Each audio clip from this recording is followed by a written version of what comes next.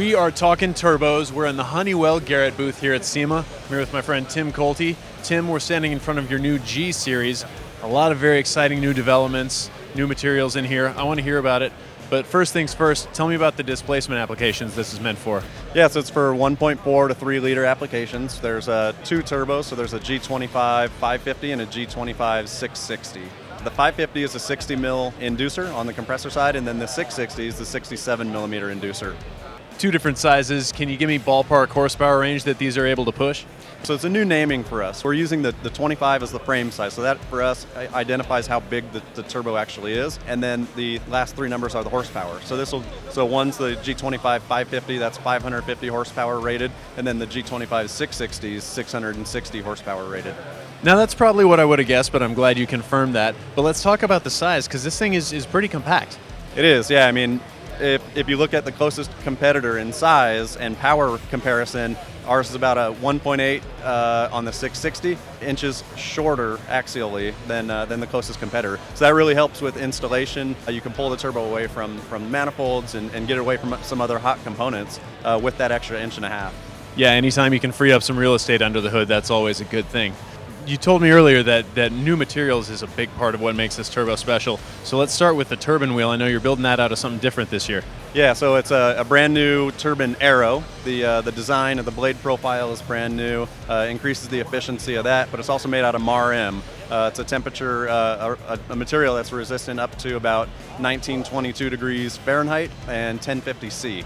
Oil sealing's a big issue with turbos, obviously. The RPM are just crazy. What have you done to address that? So this turbo has two new features. It has twin piston rings on both sides of the shaft. That does help with reduce any likeliness of an oil leakage, but also an oil deflector that's going to deflect the oil away from the compressor wheel. As the shaft is spinning, you're getting a lot of oil to fling, but this will help deflect that and move it away from any of those seals as well. And managing the coolant plumbing is also a new feature here. I see a couple of different options.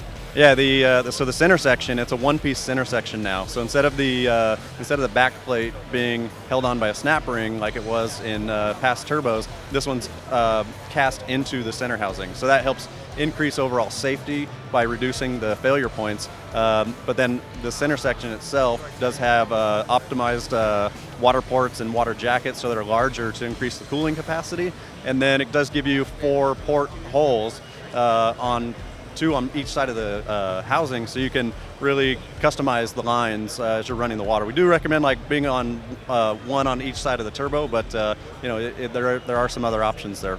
Now I know this is a brand new product and we don't even have a whole lot of production models available to get our hands on, but behind us is a Ford Ecoboost motor that's got a very interesting build on it. Yeah, Full Race is one of our newest distributors. And it's an exciting partnership for us because they do build the entire kit. And they built this kit for the 3.5 liter Ecoboost, the Raptor, using the new G Series turbo. So we're really looking forward to seeing some of these on the road and seeing how they perform.